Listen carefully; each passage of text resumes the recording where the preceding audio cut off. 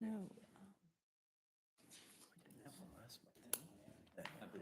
So when you go in, I think it's on the side. I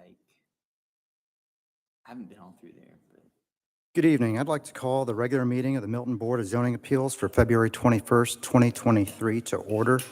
Please join me for the Pledge of Allegiance. I pledge allegiance to the flag of the United States of America and to the republic for which it stands, one nation, under God, indivisible, with liberty and justice for all.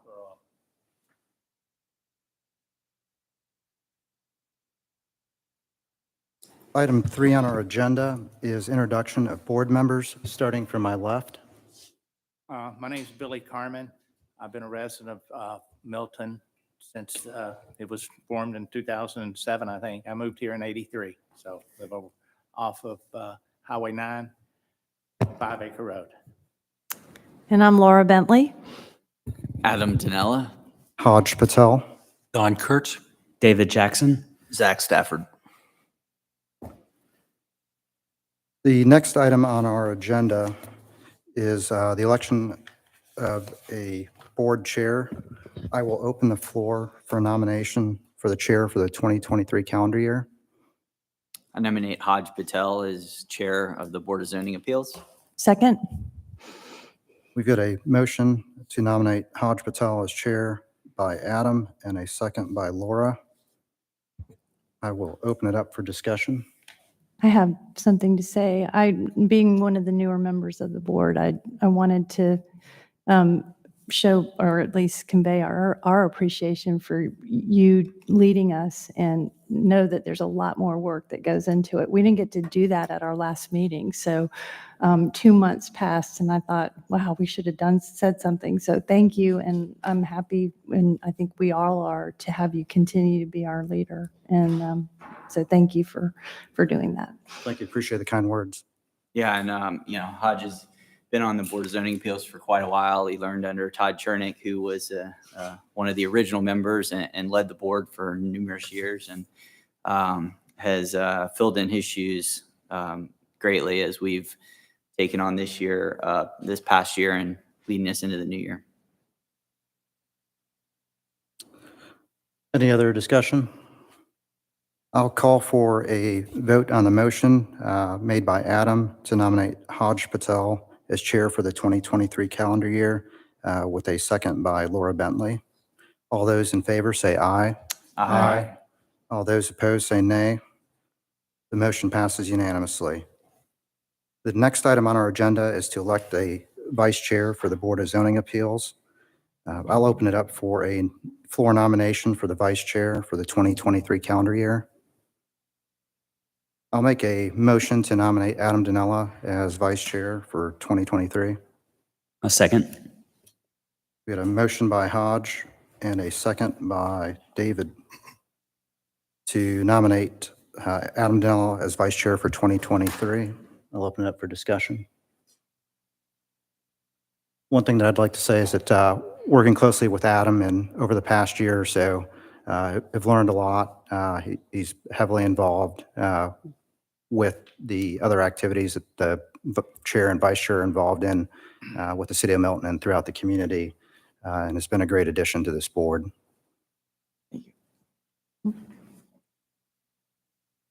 Thank you as well, Adam, for your service last year. I'm not sure if you had to step into the chair position, but you've certainly been on the board long enough to do that. And that's really, having some experience is great. So certainly support that. Thank you. I'll call for a vote to nominate Adam Danella as vice chair for 2023. All those in favor say aye. Aye. All those opposed say nay. The motion passes unanimously. Congrats, guys. Thank you. Yeah. Item 4 on our agenda is approval or amendment of the agenda for this evening. I'll seek a motion and a second to amend or approve the meeting agenda as published by the City of Milton. I'd like to make a motion to approve the agenda for tonight's meeting. I'll second.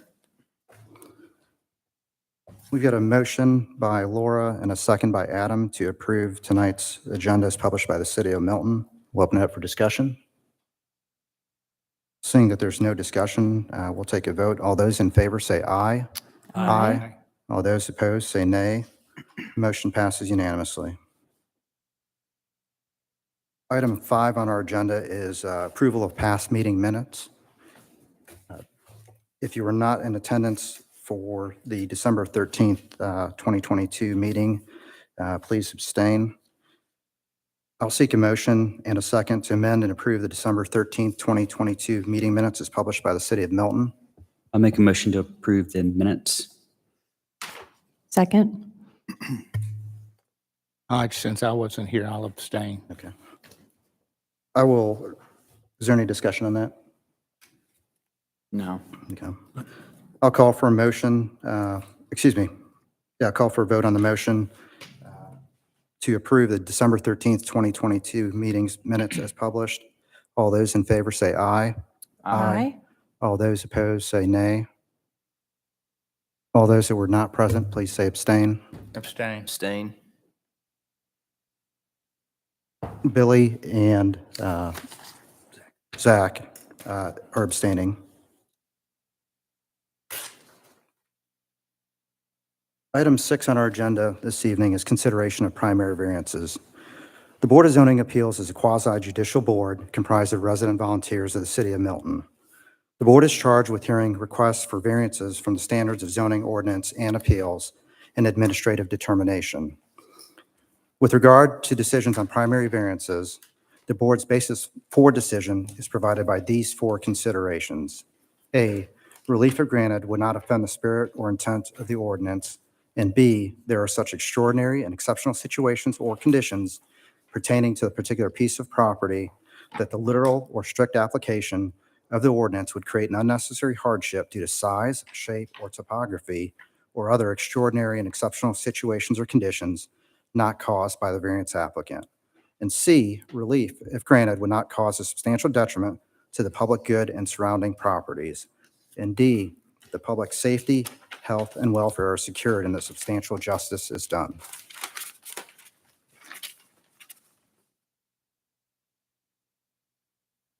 The first case this evening is V 23-012938 Manor View Lane. Michael, will you please present? Good evening, board members. I'm sorry. I'd like to make a correction on that. V 23-01 is 2935 Manor View Lane. The property address is 2935 Manor View Lane, and the applicant is seeking the following variance: to allow an existing cabana to encroach the 25-foot side setback requirement by 6.6 feet per section 64416C1.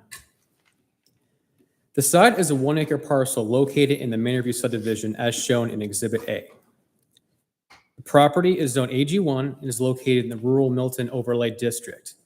Applicable setbacks for the lot are 60-foot front, 50-foot rear, and 25-foot side. The applicant is requesting to allow the existing cabana to encroach the 25-foot setback requirement by 6.6 feet. The site plan as shown in Exhibit B details the lot as rectangular in shape. This also serves as the as-built survey representing the cabana structure location. Here is a zoomed-in picture of the site plan, and I highlighted the cabana structure location in yellow. The lot frontage is 134.54 feet, and the depth of the lot is 342.82 feet. The lot has an overall drop in grade of 14 feet throughout the property. The overall lot coverage for the site is 21.5%, which is below the 25% maximum requirement for lots on private streets. The area of the property in site photos details the property has a row of evergreen trees planted on both the western and eastern side of the backyard. Each row has a total of 14 evergreen trees, and they appear to be 14 to 16 feet in height. The pool contractor, Crystal Water Pools LLC, representing the homeowner at 2935 Manor View Lane, was issued a pool permit through the Community Development Department for the subject property in December 2021, and the construction of the pool was completed in 2022.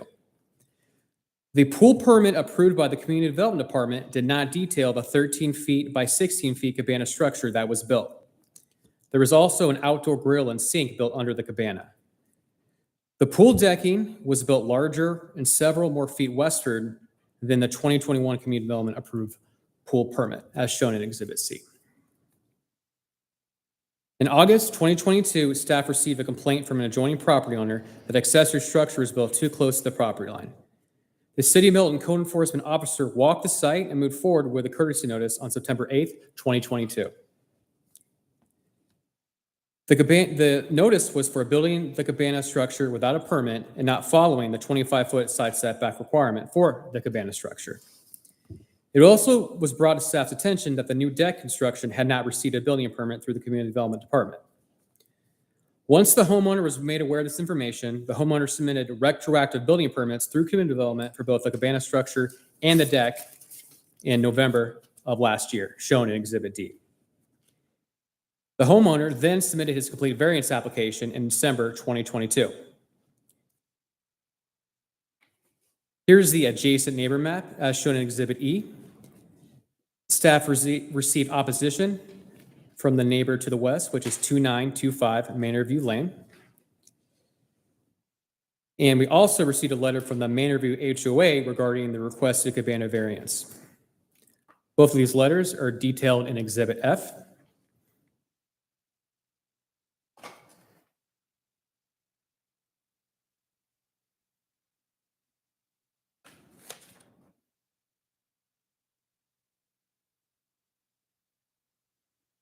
Photos of the property are detailed in Exhibit G. Here is the view to the east, view to the west, and you can see where the cabana is located. And also you can see the house of 2925 Manor View Lane, which is the homeowner opposing this variance. View to the south, which is off of Land Road. And it's a single-family home back there. I believe it was around an acre in size, but it had a very long lot. So it's pretty well hidden for the rear. And then a view across the street to the north that's in the Manor View subdivision. Here's some photos of the existing cabana facing a southward direction. And you can see the screening right here in photo 2. Here's another photo of the cabana. And here is a view of the cabana from the opposing neighbor's property line at 2925 Manor View Lane. You can see it right here.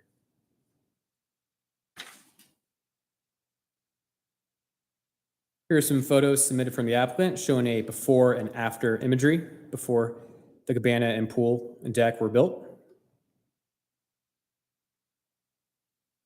Here's a photo of the cabana.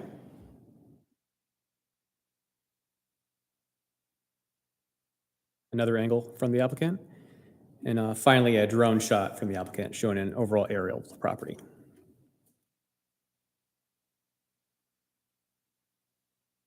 On February 7th, 2023, the DRB met and had the following comments.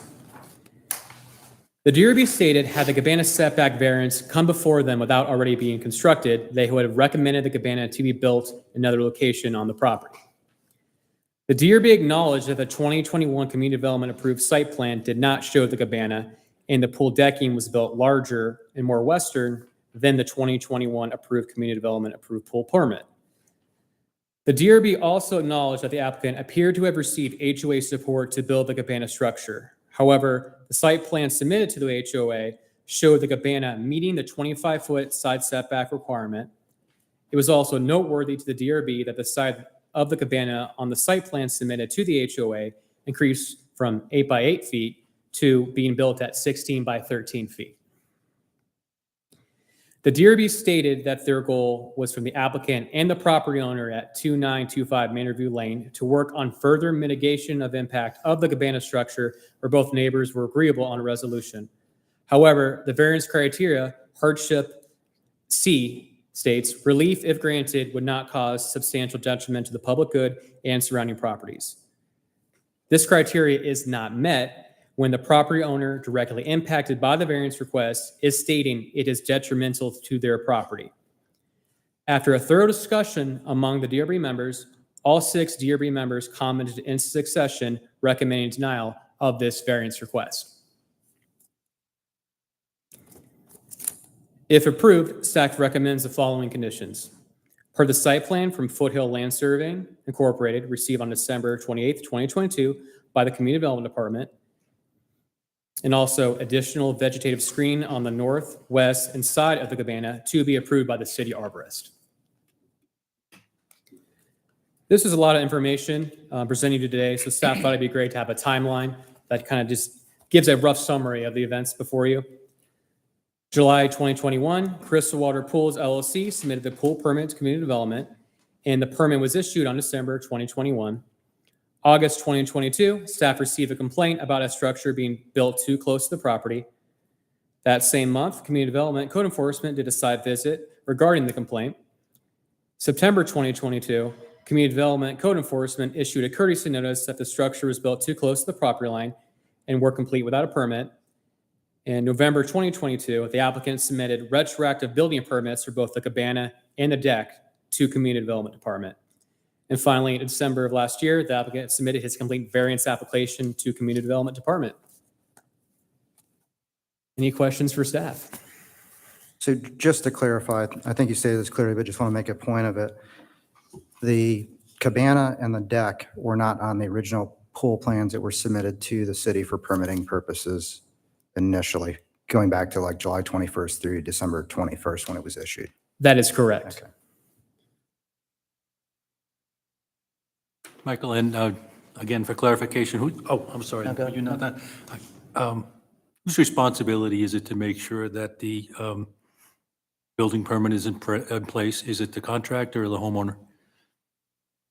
From talking to code enforcement, when we issue a courtesy notice or any type of citations for the property owner. So to answer your question, it is the property owner's responsibility. Okay, then I cut you, I'm sorry. Oh, yeah. Any other questions for staff? One follow-up question.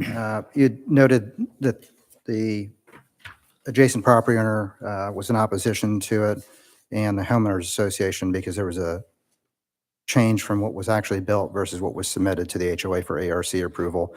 Was there any feedback or any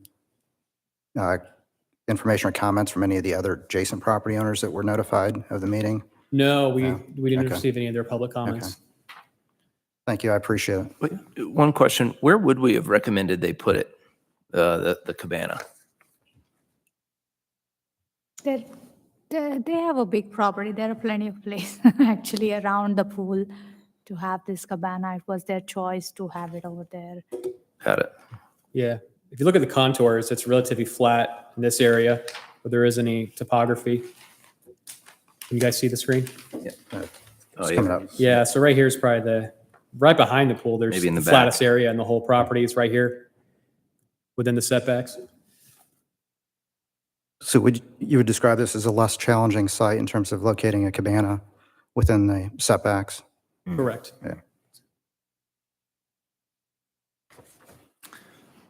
You mentioned the pool decking was built larger than what was permitted. Do we know by what distance or how much of that was adjusted?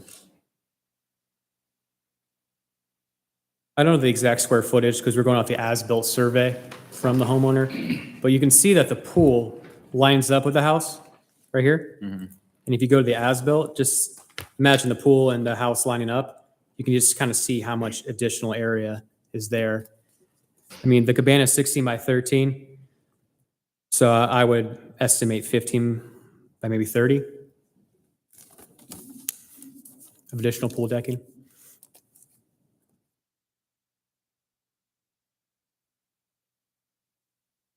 Any additional questions for staff?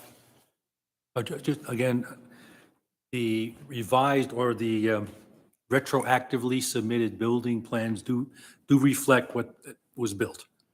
Correct. And the variance is required because of the going over the 25-foot. Okay. Yes. Well, I just, looking at the plan, the pool permit plan, showing the deck being as it is, had it been built per those specs, there would have been plenty of room to put the gazebo or the arbor inside the setback. When he added the deck, it threw everything out, I think, so. Absolutely. And if they had have built it within the 25 feet on either side, then there would be no variance required, correct? Right. So if they built the cabana meeting setbacks, they just have to get the retroactive permit. Just the permit. Correct. Yes.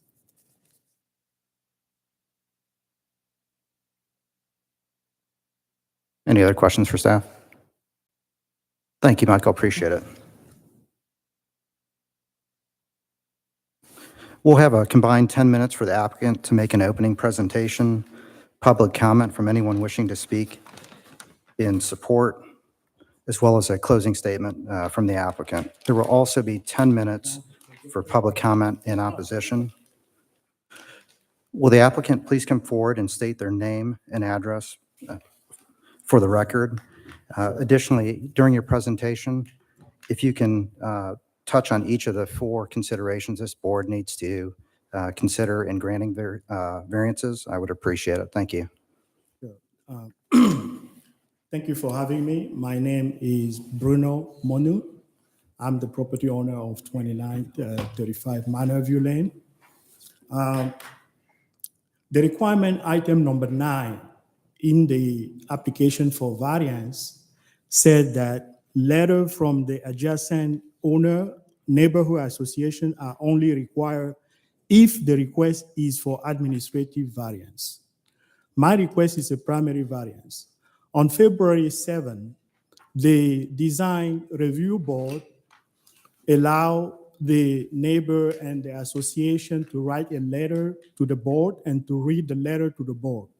In my opinion, this is the violation of the of the procedure item number 9 in the guideline. I strongly disagree with the recommendation of the design review board made previously because it was based on the violation of the item number 9 of the guideline. And I strongly believe that the cabana meet all conditions in the item number 5, A, B, C, and D. Dear board, my intention was not to build a non-conforming structure. I have no interest to do that. I hired a contractor. He told me that he's going to take care of the permits and he will take care of all the paperwork. And we signed a contract, I pay him. The package was for the pool, the deck, and the cabana. He did the permit for the deck, for the pool, but he didn't do the permit for the cabana, and I didn't know. But as soon as I was notified by the city, I took the necessary step to remediate the violation. I applied for the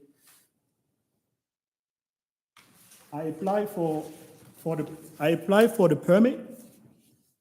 As you could see, I obtained the permit for the cabana. I passed all the inspection.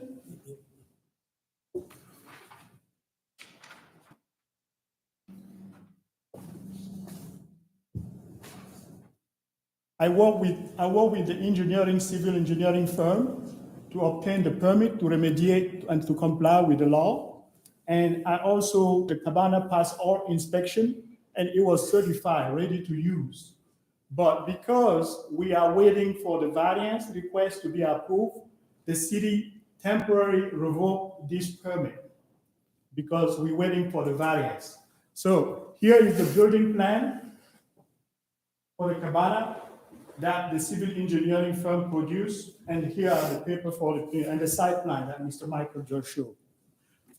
My intention when I submit the application to HOA, the design, the location of the cabana on the drawing that I submit to HOA, it met the setback requirement. As you could see here, this is the cabana, this is the pool, and the distance here, it met the setback requirement. That was my intention.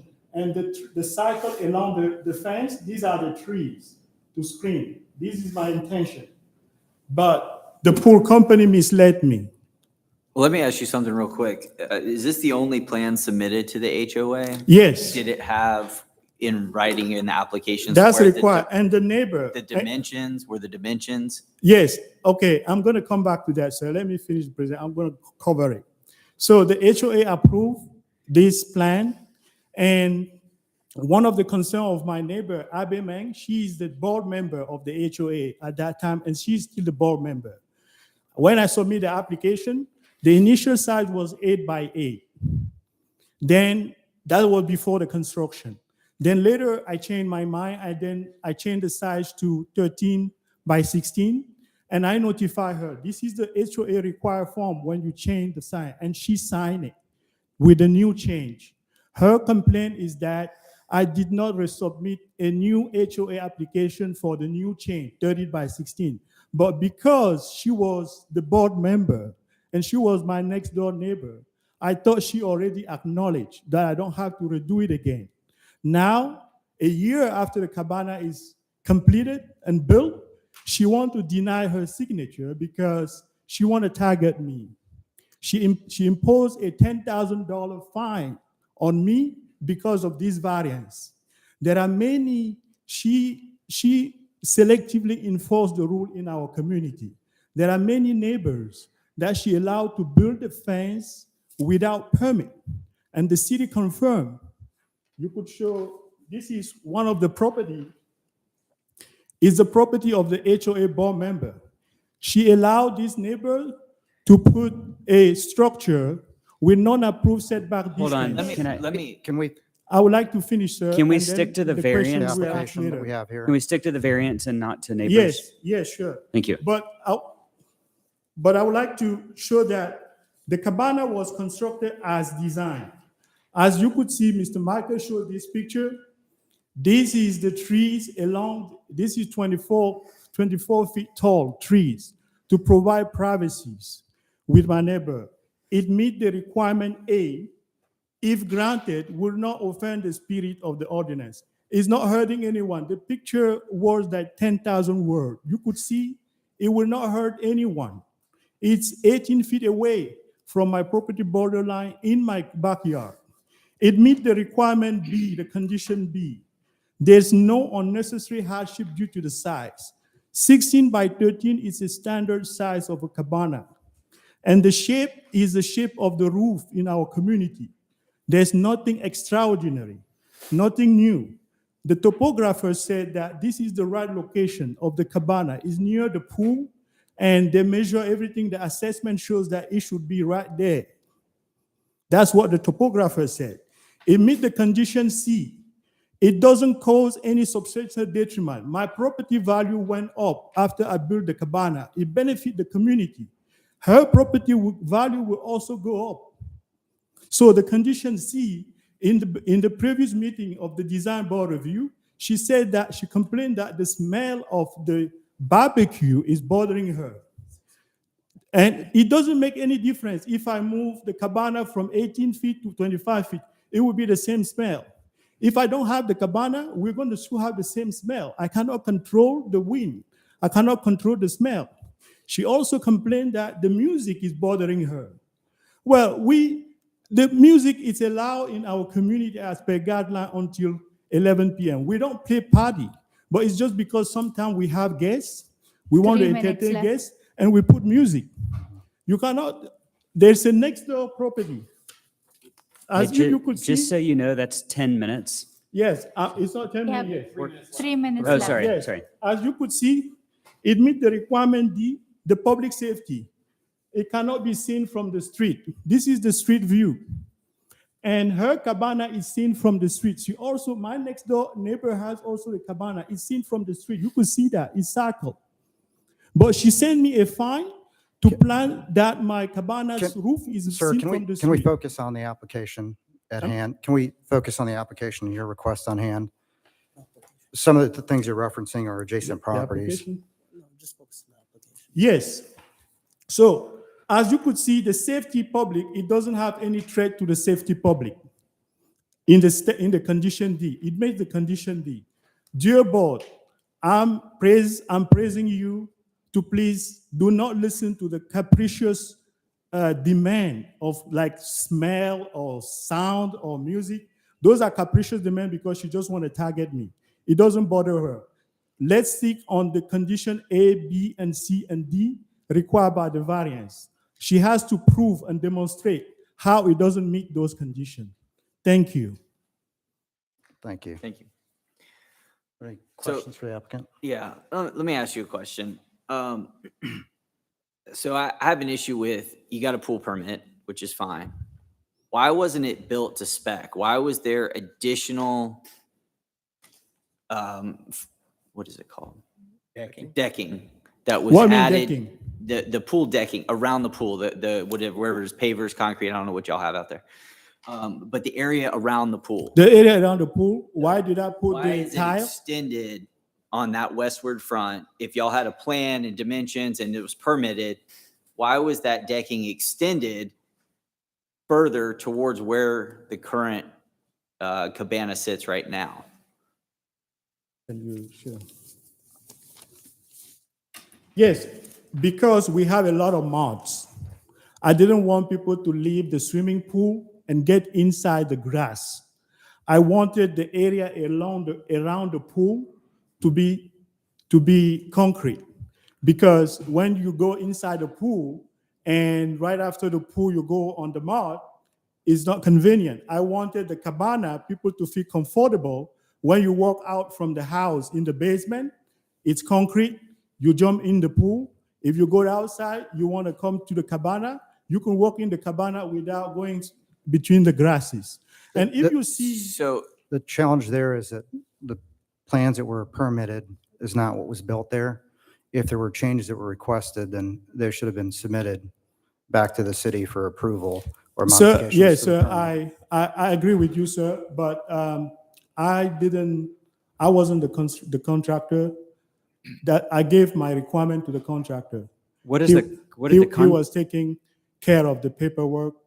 I pay him. That's why I'm here today, to try to comply with the law. what did the contractor say about the location of the cabana? He said that's the right location. Even the topographer said it's the right location. So the contractor said it was okay to build within the 25-foot setback? No, the location was chosen by me. Oh, okay. That's my requirement. I didn't even know about those setback distance requirement. I told him that the pool should be here. I want the cabana to be here. I want the deck to be here. So regarding the technical stuff, he said he's going to take care of it. could that, go ahead. Yeah, I'm here to comply with it, whatever rule to comply with it. That's not my intention to violate the rule. I don't have any interest to do that. Could the cabana have been built somewhere else on the property? You see, if the cabana is built on, we have a hill, we have a retaining wall.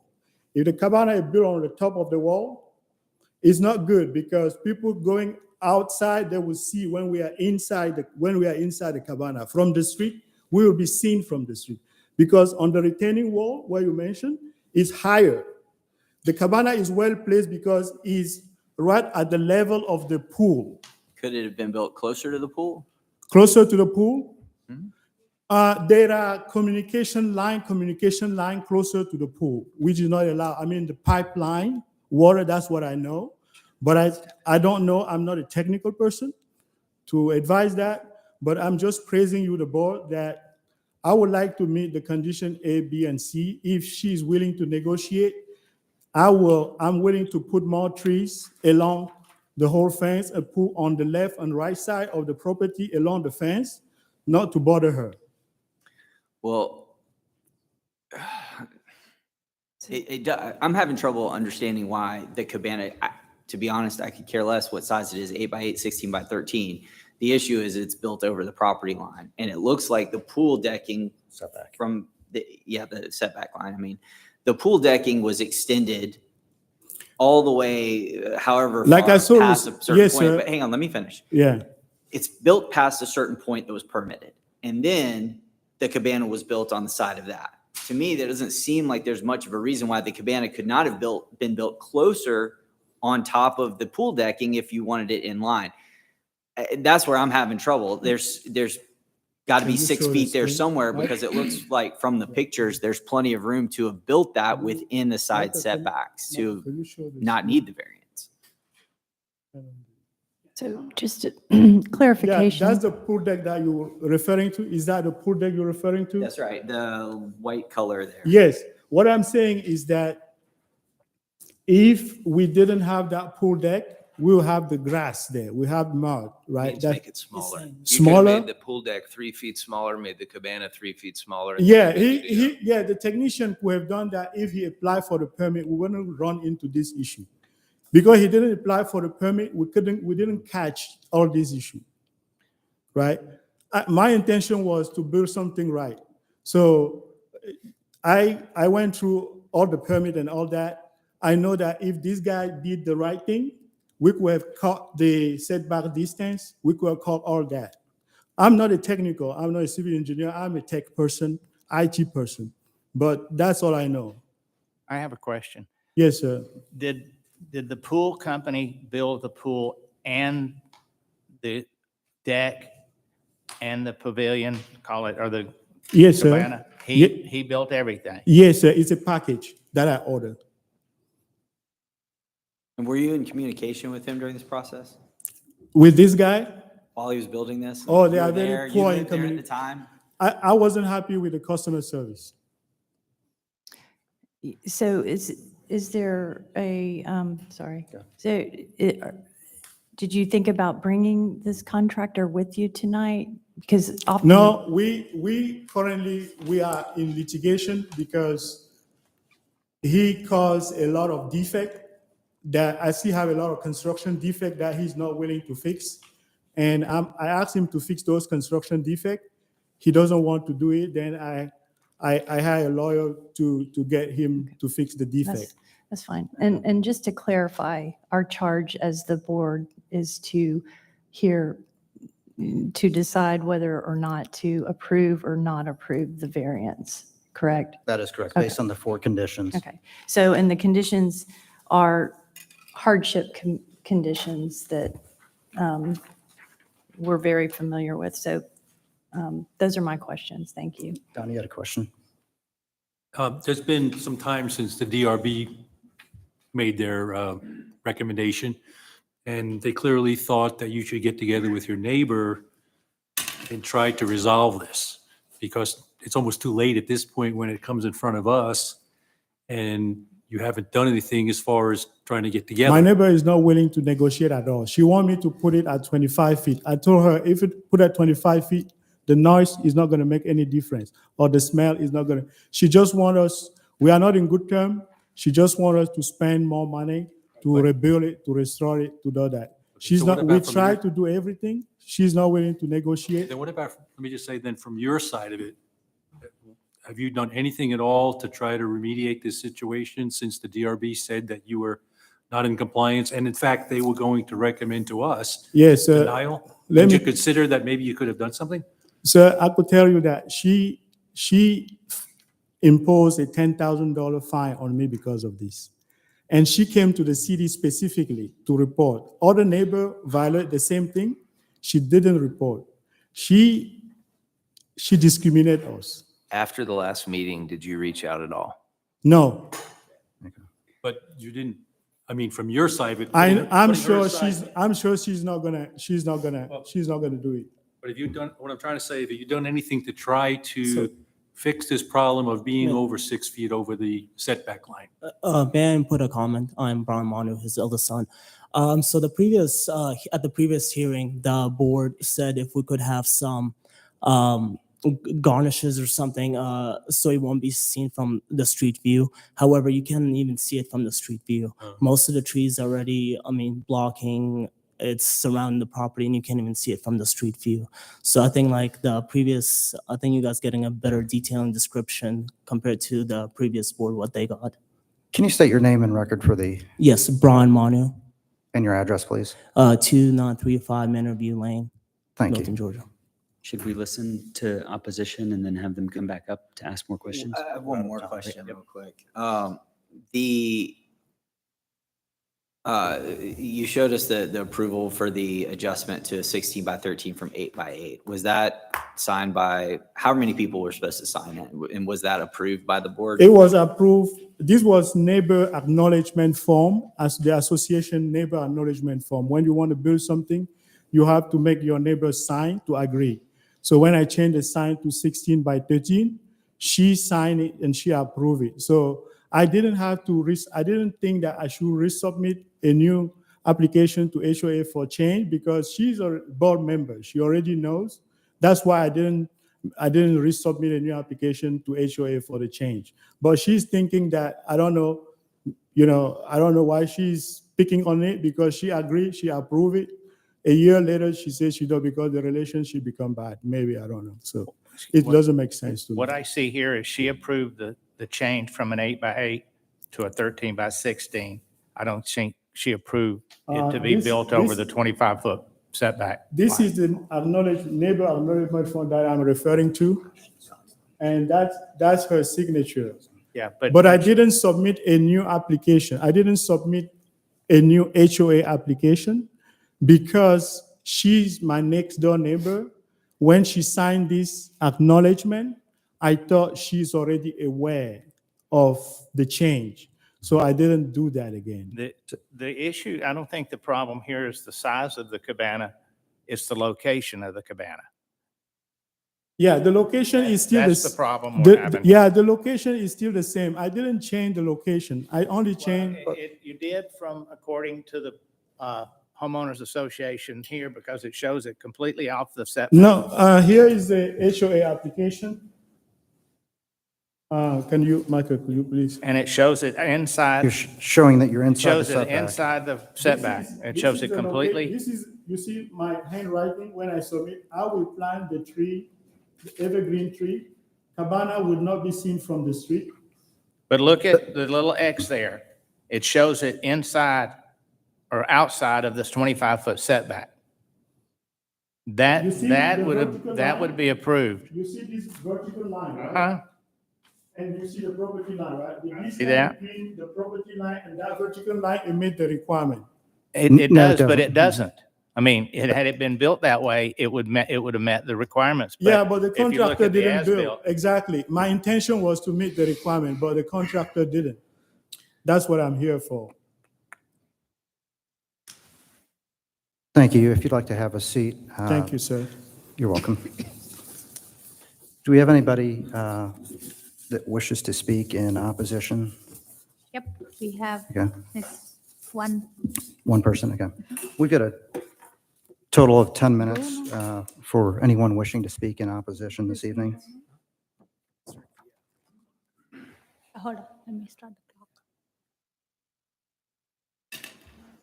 clock.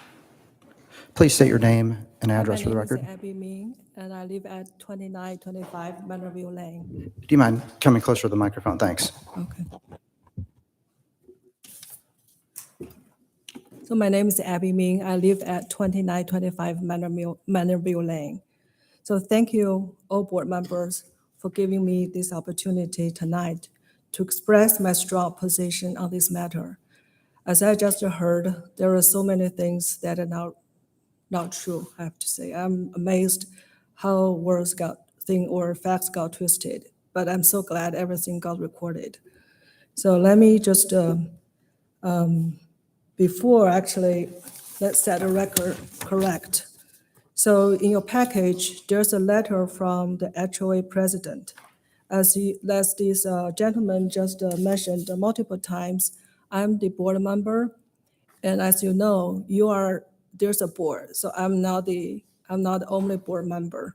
So we have several people, 3 people as a HOA board member. So all the decision is through the voting process, just like here. So I don't make decisions just by myself. Just want to be clear that.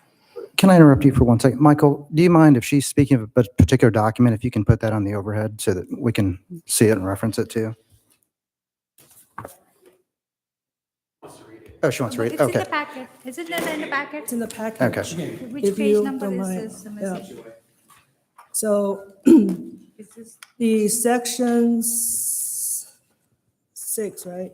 Item B, it says, Michael, it has come to our attention that Mr. Bruno Manu at 2935 Manorville Lane has applied for variance for the side setback of his pavilion post-construction.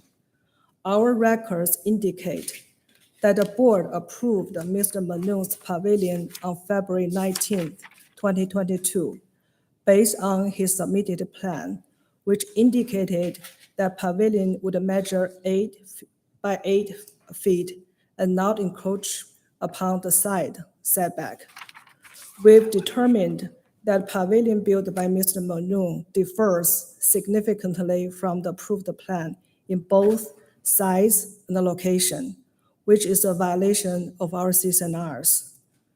Mr. Abby Ming of 2925 Manorville Lane, the adjacent neighbor, has also raised concerns regarding her signature on our neighbor acknowledgement form, NAF. Please note that the NAF is a requirement for all community architectural modification requests and serves only to inform adjacent neighbors of the project. The NAF does not serve as approval for the project. So I just want to be clear, in those regards. So the document that you signed, you were signing it as an owner, you were not signing it as a member of the homeowners association or a No, board capacity? correct. Okay, thank you. Yeah, you are correct. As you know, the design review board unanimously made a denial recommendation on this variance application based on the 4 conditions of the variance approval set forth by the City of Milton. Tonight, Board of Zoning Appeal will make the final decision.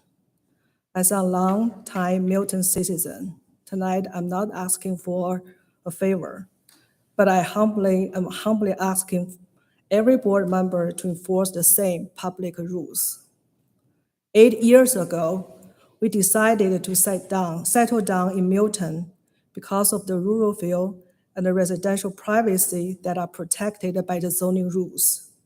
However, our privacy and enjoyment of property has been infringed by the significant encroachment by Mr. Manu's cabana, which was built without a permit. Further, the close proximity of this structure has devalued our property. The potential buyers who are looking for good privacy and a quiet place to live will be turned away. Multiple pictures provided by Mr. Manu have shown that his lot has no extraordinary and exceptional situations or conditions that will prevent him from building the cabana at the right location. However, his decision to encroach a side setback and intrude the privacy of adjacent neighbor show complete disregard for public rules. Although the land survey paid by Mr. Manu calculated 6 by 6 feet encroachment, the measures based on the Milton City mod map indicated 8 feet.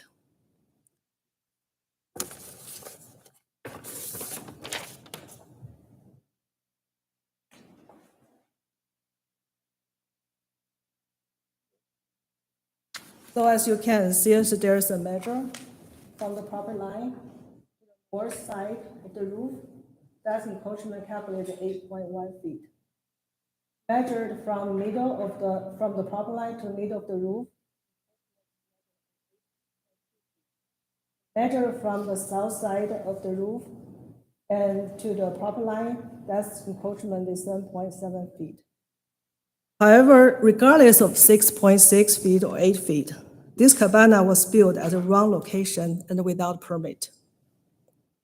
As Ms. Manu presented to the DRB, the plan he submitted to HOA for cabana approval indicated the cabana was to be built right from the 25 feet setback line, as several members indicated, without encroachment, and it was measured at 8 by 8 feet. The HOA approved his plan based on his submission. Yet, the actual size of the cabana is 16 by 13, which is 325% bigger. If the finally built cabana was not what was agreed upon by Mr. Manu and his contractor, then his contractor has breached contract. Mr. Malone should have brought up this issue with his contractor instead of asking for variance that does not meet the four conditions.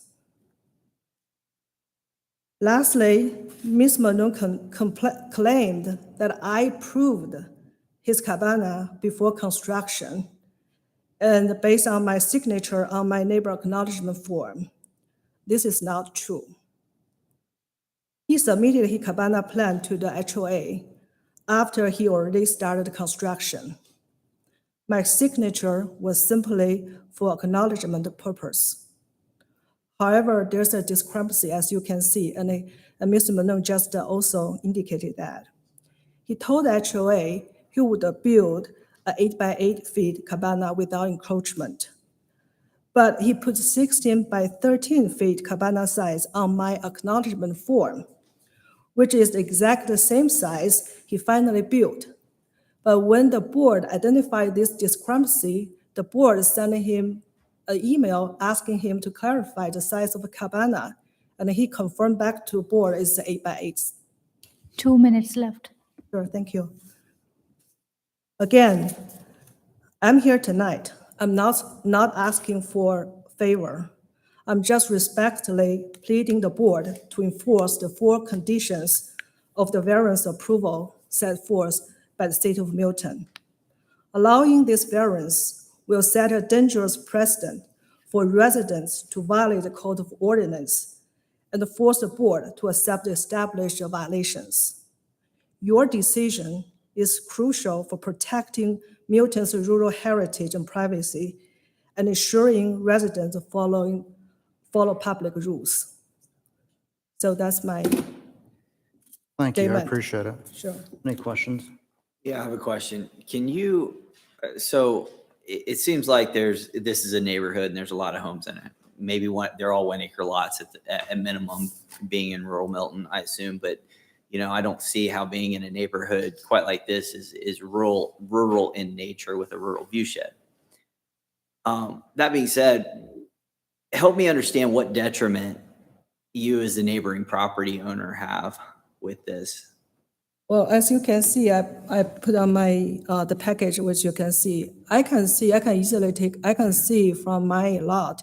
I can see his cabana easily. I can see his kitchen. I can see his activities. So when 6 foot, you'll be able to see it either way, right?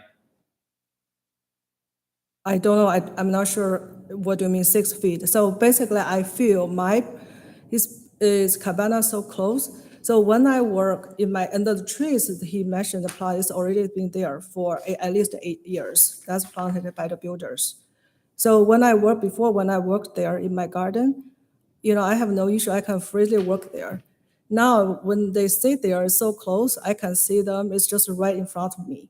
So what I'm just trying to understand here, trying to see, while they make their choice to violate the city rules and enjoy their life, enjoy their cabana, while I'm a distant neighbor, I'm suffering, right? And I did nothing wrong. As you can see, he mentioned, I built my pergola, which is about almost 40 feet from the property line, because I know there's city rules.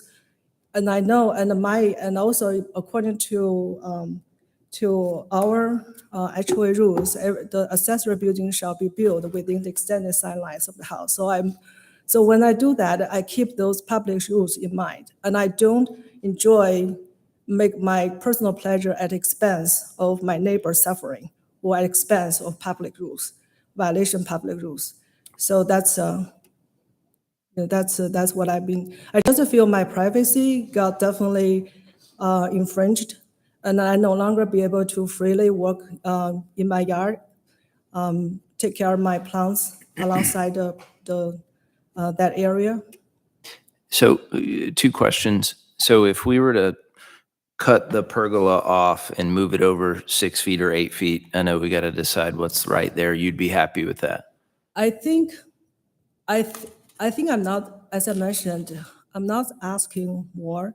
I'm just asking homeowners or Milton citizens to follow the rule. There's a purpose for city to set a 25 feet setback rules for the site and the 50 feet rules from the rear. There's a purpose for doing that. So if people say, okay, I'm going to do that, and I'm going to plant trees, then why don't cities set like 20 or 15 or 16? So there's a purpose for doing that. Yeah. So, and then when I bought my house, when I have a title of my house, I expected this privacy to be respected, to be followed, to be enforced by the city. So that's one question. And the second question is there no other way to fix this? Is there, and I know he didn't call you apparently, so I'm going to ask him for you. Is there not a way with trees or buffer or something to make it better for you? Because I don't think you're going to get, if he cuts the bottom off that thing and slides it over 6 feet, it's going to be the same. So is there not another way to fix this?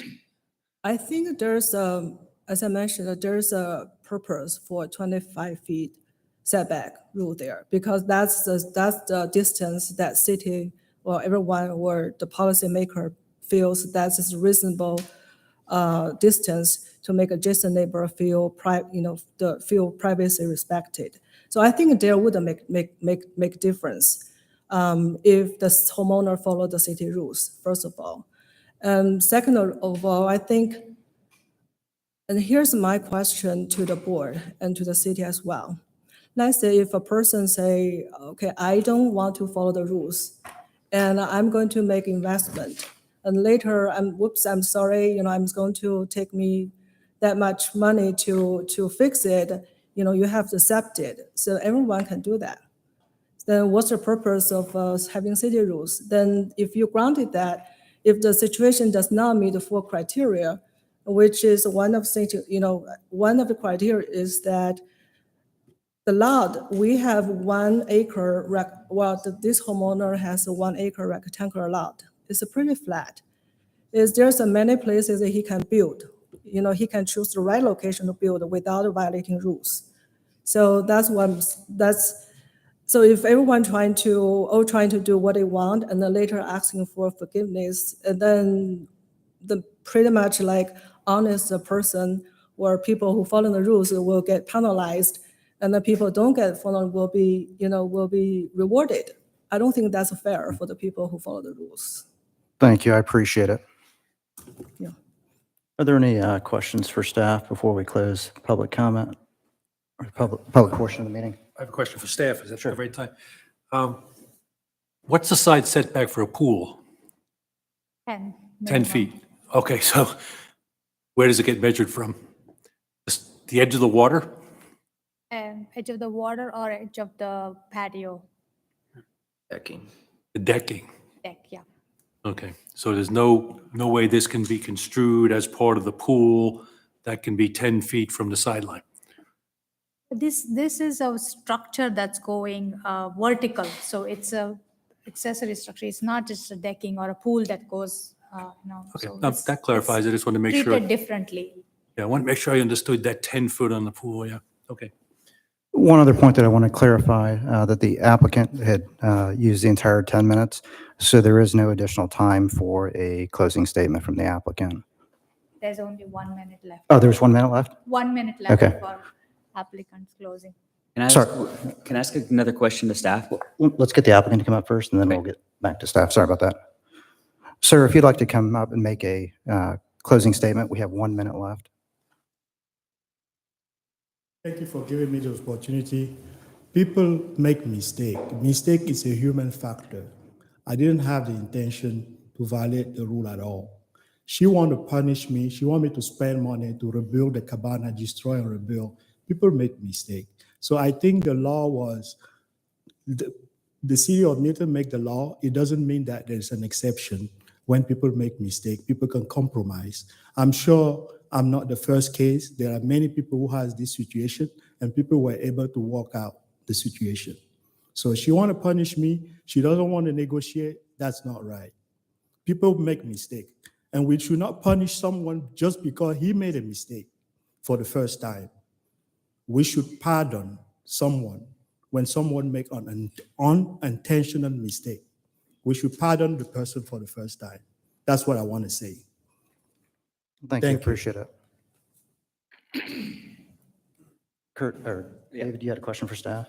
So if there was no roof on this, would it be in compliance?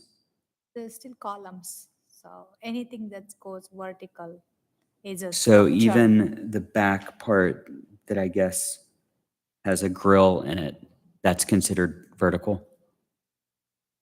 You mean the cookout, the You- back? you- correct. Yeah, Okay. it would be, yep. Okay, thank you. Any other questions for staff before we close?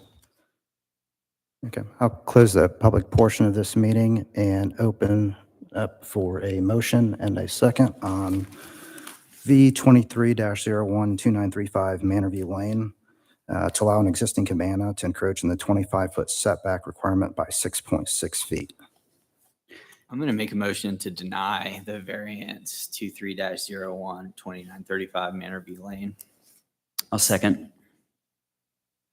We've got a motion from Adam and a second from David to deny V23-01.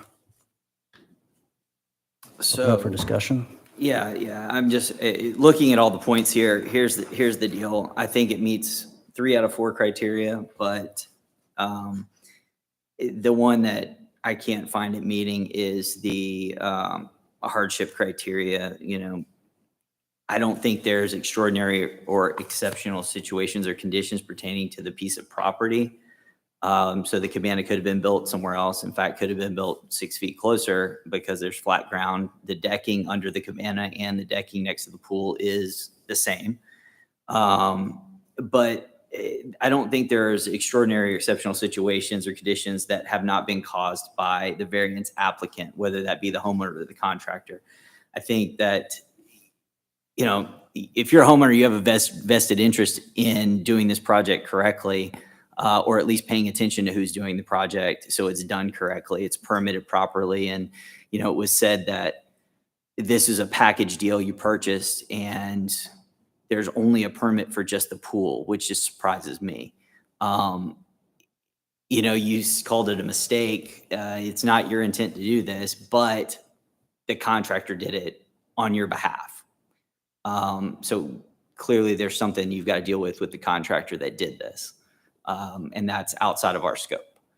So again, you know, you got to meet all 4 criteria. This isn't about, you know, what she says or the DRB's recommendation. You know, their recommendations, we can take or leave. It doesn't matter.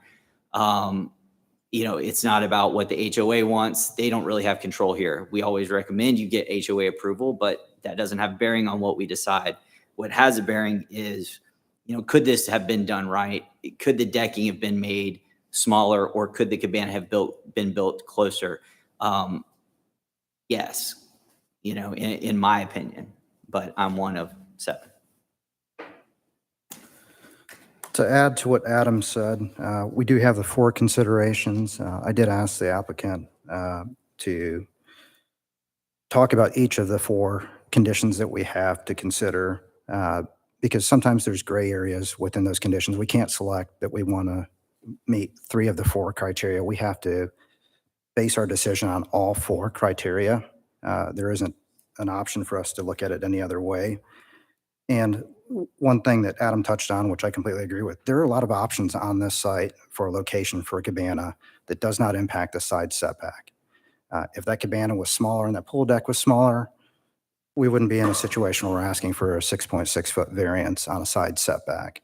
So there were a lot of things along the way that probably could have gone better that wouldn't have put us in this situation. So looking at our criteria, I don't think we can meet all 4 considerations in order to approve such a request. I guess I'll just, this is a tough one, because I think had the applicant and the neighbor shown, I think if there had been some effort to try to work this out between you, I could see maybe, you know, we could overlook this denial.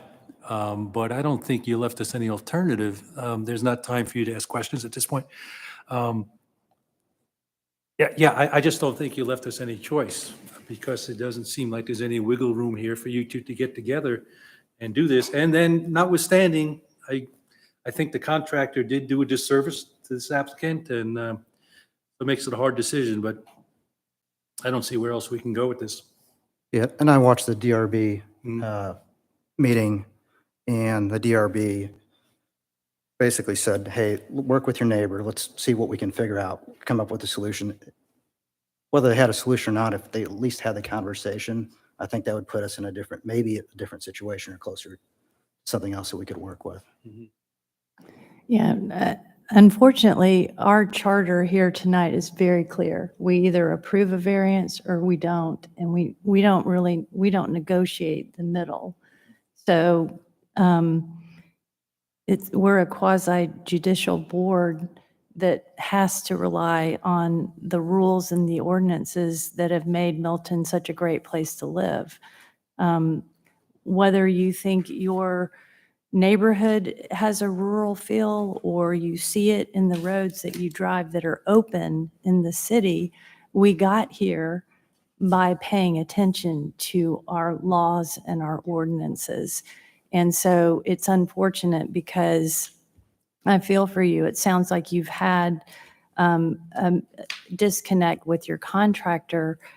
That is a very important step in doing anything in the city, is understanding who you're getting to interpret and get your permits, as well as the city ordinances. So 25 feet in a neighborhood, it's 250 feet in a farm area. We have to pay attention to those measurements. And those are my comments. Any other comments? I'll call for a vote on petition V 23-012935 Manorview Lane to deny the variance request allowing an existing cabana to encroach on the 25-foot side setback requirement by 6.6 feet. That motion was made by Adam Danella and a second by David Jackson. All those in favor of denying the motion, please say aye. Aye. All those opposed, say nay. The motion passes unanimously.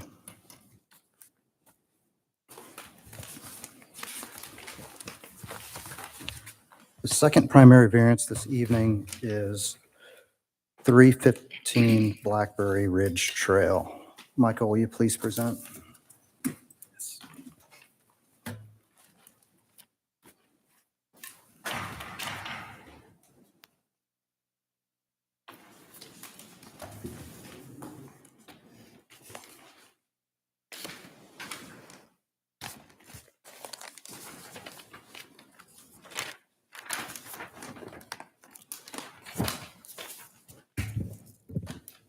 Our next case is the property address is 315 Blackberry Lane.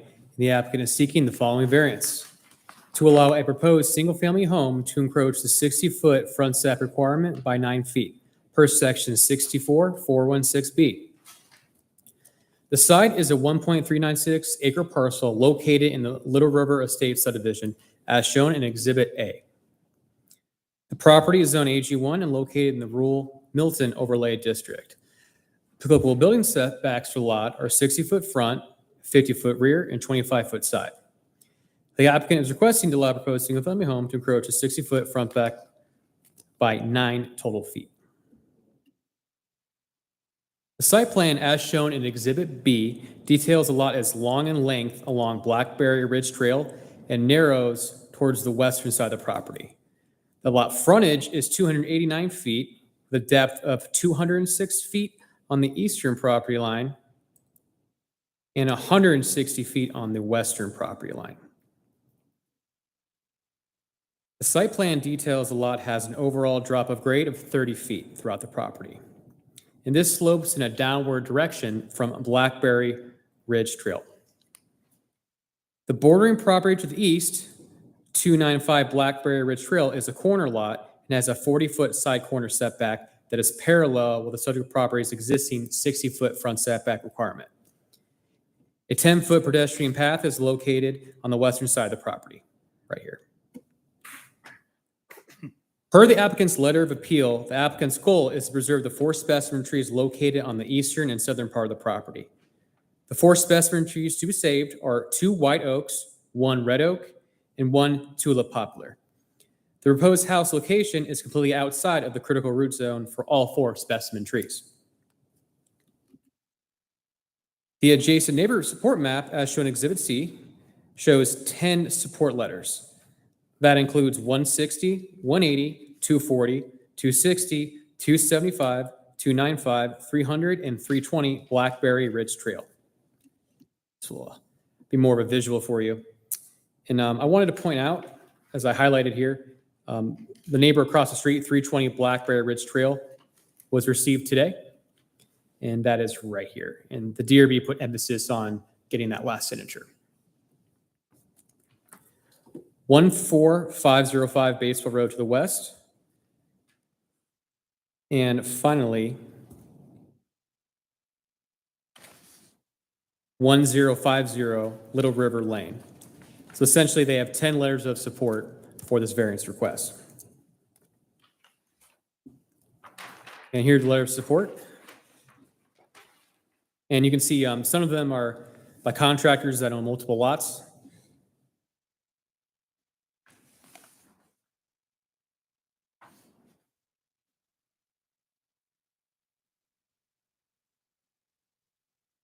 And this is the letter of support we got today for 320 Blackberry Ridge Trail across the street. Here's a view to the west. And here's a view to the east.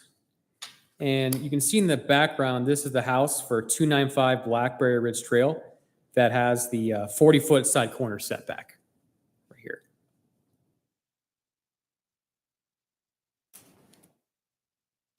Here's a view to the north showing 320 Blackberry Ridge Trail, which is the house location that's signed today, their letter of support.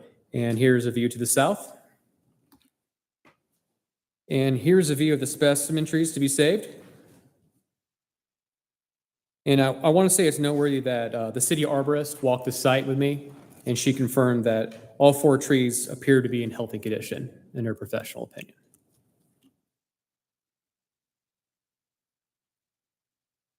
On February 7th, 2023, the DRB met and had the following comments.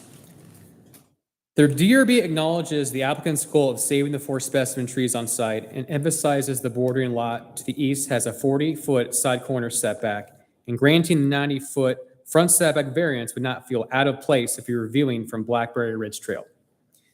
The DRB recommended approval of this variance request with the emphasis of obtaining the support letter from 320 Blackberry Ridge Trail, as this property is the most affected regarding this front setback variance request. If approved, staff has the following conditions. Per the site plan from Brumlow Reese and Associates received on December 29th, 2022 by Community Development Department, provide a foundation survey during the permitting process of the single-family home. And finally, after discussing with the ComDev director this morning, we decided to add a condition. We felt an additional condition would be appropriate to keep the existing building envelope intact if the front setback was granted. All of our ideas aren't on time, and this one came later in the process, but we confirmed with Paul this wouldn't be an issue, and we brought it before you today. Any questions for staff? On Exhibit B, that shows the property with the trees in the back, and can you point out the location of the, yeah, this one? Where is the, where's the variance? Is it that point? I can't point Right. on there. Right. So here's Is it close to the sidewalk? So here's the existing 60-foot front setback. You follow my hand. Mm-hmm.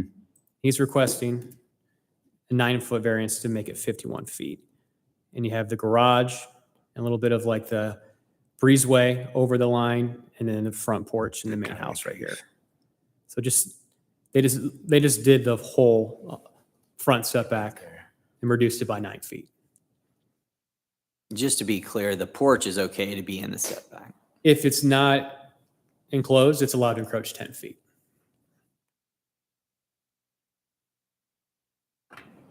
Do you have anything that shows the property with the 40-foot side setback? I mean, it looks like there's a house being built. Do you have any kind of, like, what's is it on that property line at 40 feet? What's there?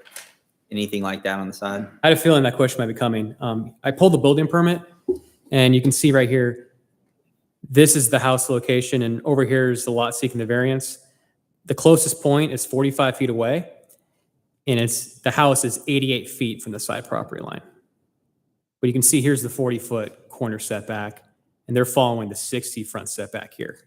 Now, the front of that house, does it face Blackberry Ridge Trail or the other street, the one Yeah, right of it? Where's the front of the Yeah, house? it technically faces, I mean, the garage is off of, the whole street's Blackberry Ridge Trail, Okay. but how Milton defines the front setback essentially is the shortest side is the front. And this side right here is the shortest side. And whatever way the house is oriented doesn't affect the setbacks. And so can you just point out the subject property that we're talking about right now on this map? Directly to the west here.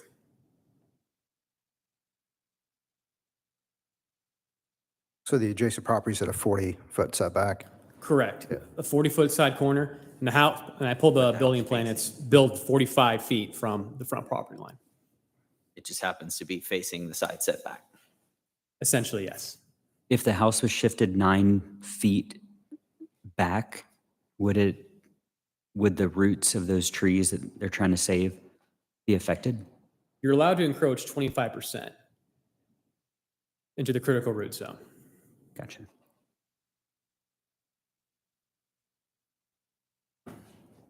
And the current plan shows everything is outside of that zone. That is correct. Michael, can you go back to the site plan that has the specimen trees? Thanks.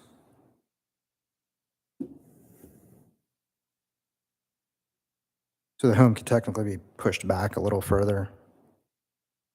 Could you repeat that, Hodge? The home can technically be pushed back a little further into the lot to get it out of the front setback.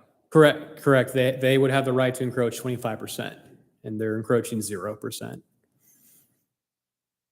And do we know on this where the septic fields are?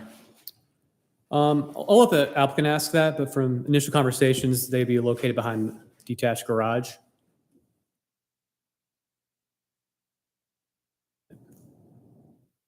Any other questions for staff? Michael, I appreciate it.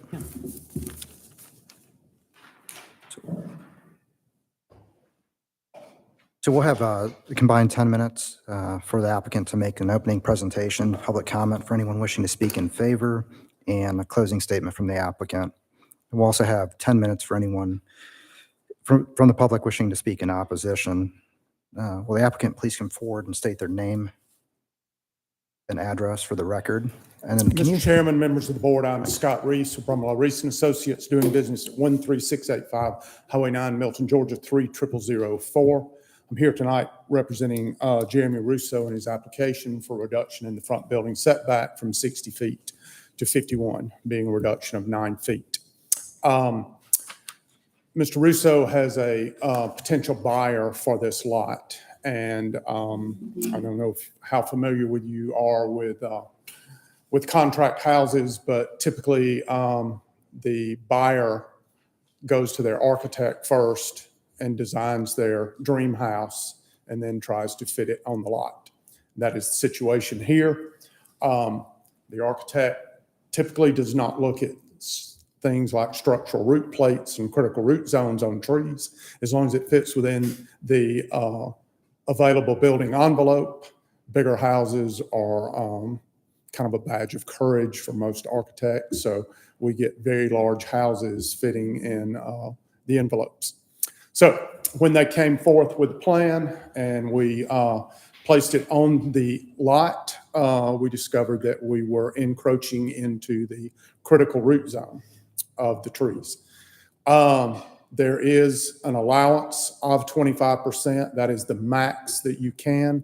Our independent professional arborist recommended on these trees with the topography that if you wanted to feel safe in preserving them, to stay completely out of the critical root zone. So You have allowances, but I think you can ride through the city and see many specimen trees that have failed. And that encroachment it's an allowable thing, but we're trying to save the trees if we're going to go put forth the effort. And that was the recommendation of our independent arborist. So I wanted to try to give you a better view, and I probably should have loaded my jump drive, but I was going to try to, so I'm going to just kind of slide this around. So this is the subject property here, and I've highlighted in green the critical root zone of the trees, and you'll see that every bit of the proposed structure is outside of the critical root zone.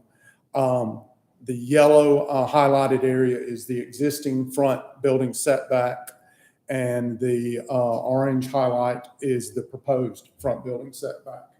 As I slide forth, you see the adjacent lot, which has a corner setback of 40 feet, and the site plan that was submitted and approved by the city shows the house being placed as close as practical to that front building setback. So you're inside of a gated private community, an interior lot. So to be offended by the proximity of the house to the street, you have to be invited in. So we're kind of careful about what we take coming through the office. I've been here my entire life. Very, I guess, special place in my life. So this is not proposing something on Freemanville Road, Birmingham Highway, Taylor Road, any of the thoroughfares through. This is an interior lot inside of a gated private community. So I think it would be, it is not the intent of the ordinance when we're trying to preserve the rural view shed on this particular lot. So I've tried to go through and demonstrate, give you an overview of everything in there. As far as trying to address the four tenants, the spirit or intent of the ordinance. The ordinance was intended to preserve a rural view shed along the main thoroughfares of Milton. This is a private gated community, and this is an interior lot inside of that community. So I think it would not offend the intent of the ordinance. Also, the lot next door, it has a 40-foot setback on the same street. So that the continuity therein seems to flow with that logic.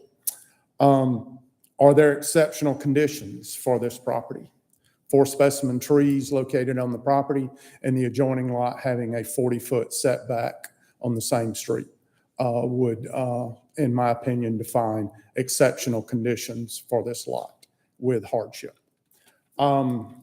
C and D, relief if granted does not cause a substantial detriment and public welfare secured.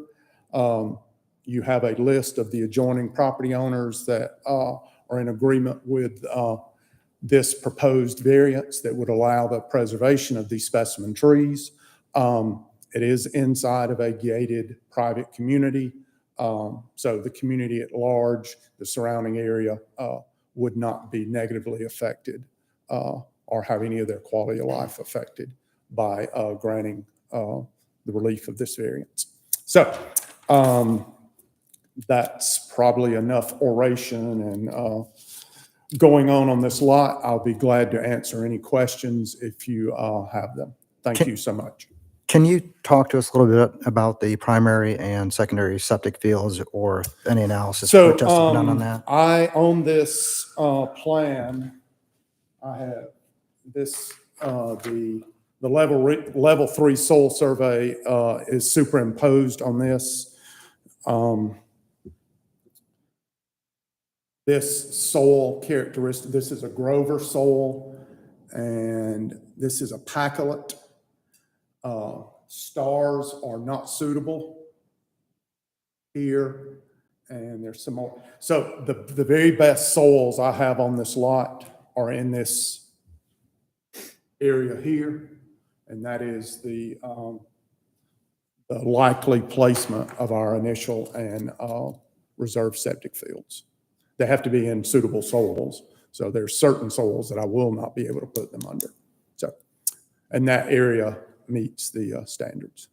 So you're telling us we don't have a site plan available at this point with the primary and secondary? Well, no, we don't do complete full grading plans and septic designs typically until we know we can go forth.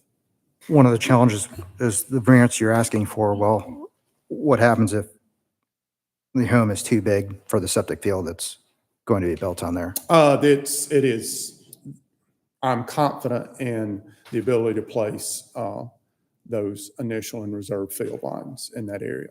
We have enough expertise and 40 years of experience that we know how big the footprints will be, and I'm confident that, and it will have to have an official site plan that comes before the city that will show that initial and reserve septic system, and we have to meet those parameters.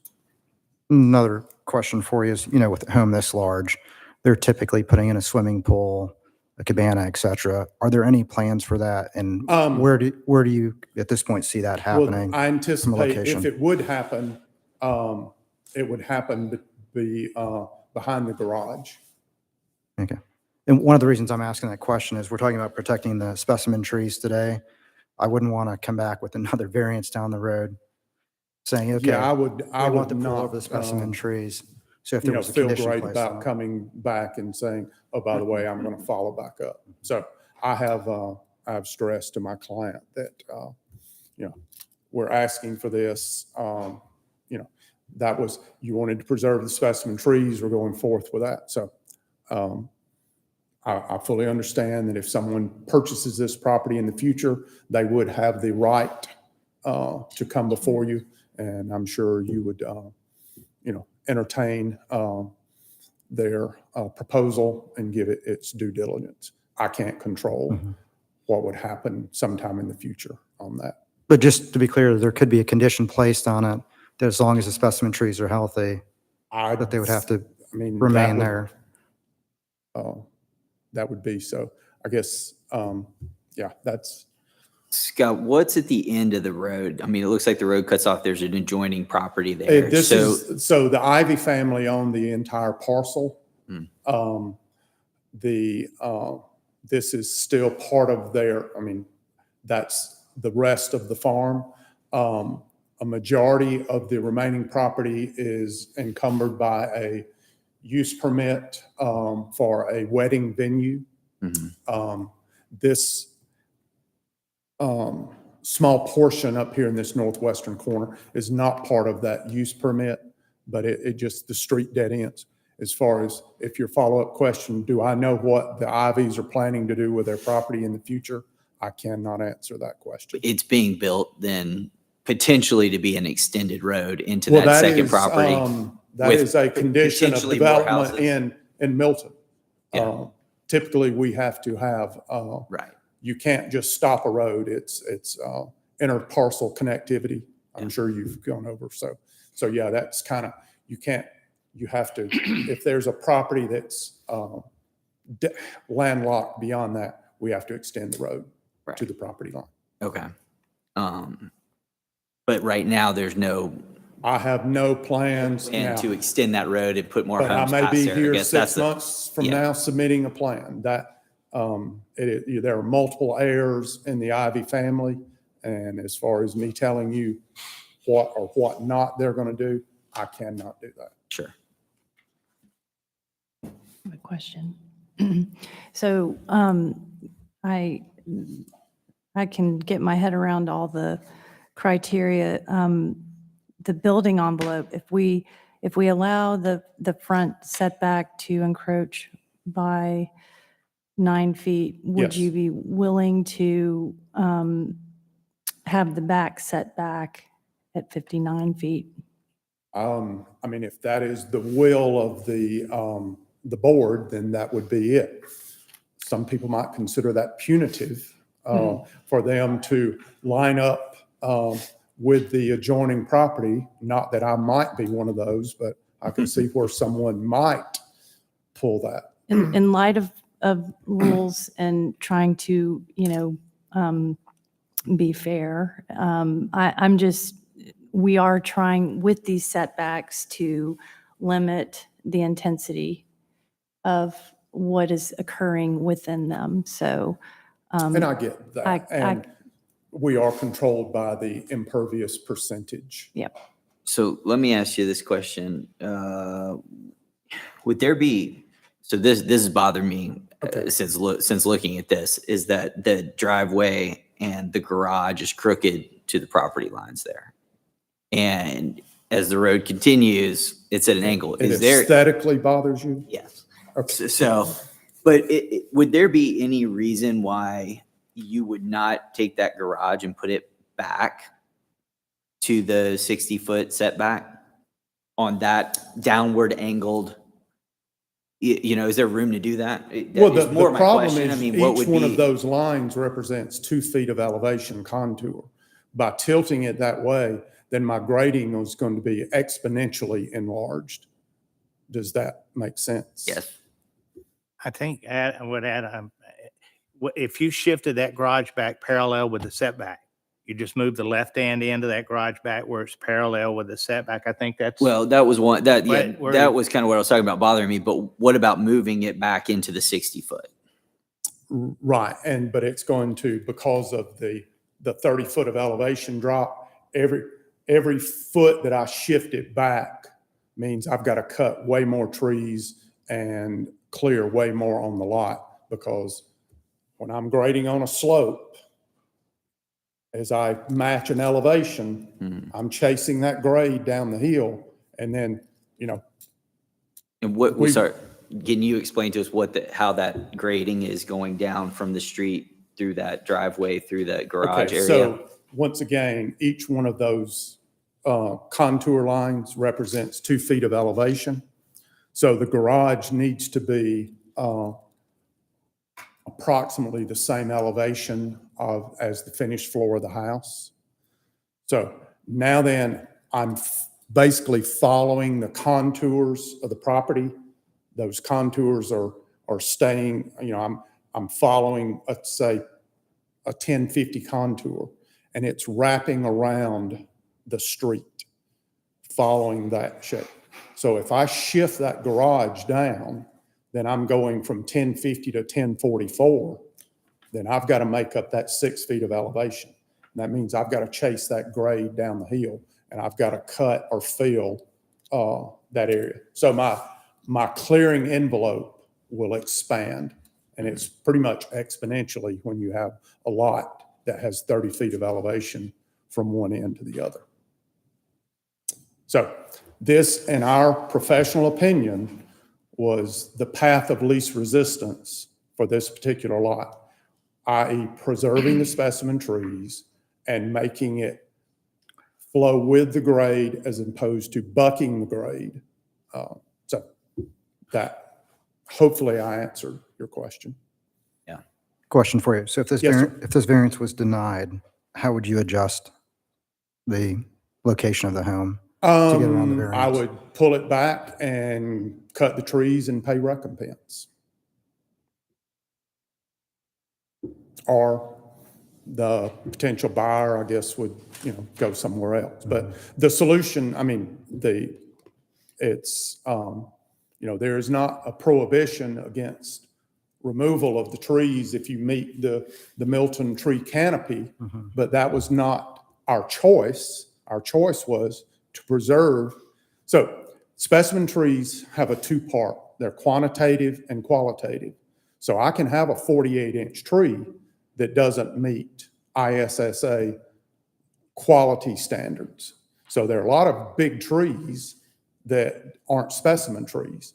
These meet both criteria. As Michael said, not only did our independent professional arborist do the designation in the development plans for the subdivision, the city arborist, Sandra, was out there today or this week and agreed that these were quality and quantity and they were worth saving. So, I have a question. yes, sir. You can go into that tree line 25%. I mean, put that in numbers. If you moved it straight back, you're only going to imperviate one tree. How far? So can you- it's a combination thereof. So yes, every time I move that house back, I'm also falling in elevation. So it's going to be a lot more grading the further down the hill I get, because the street is an existing grade. Mhm. And the lot is shaped like this from the street.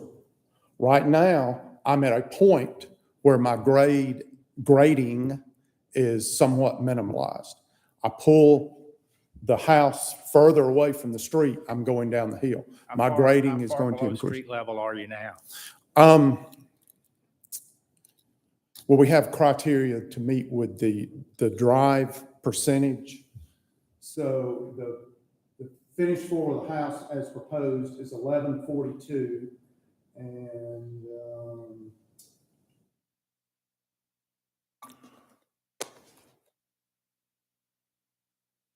so the street is like 45 at the point where we're coming off.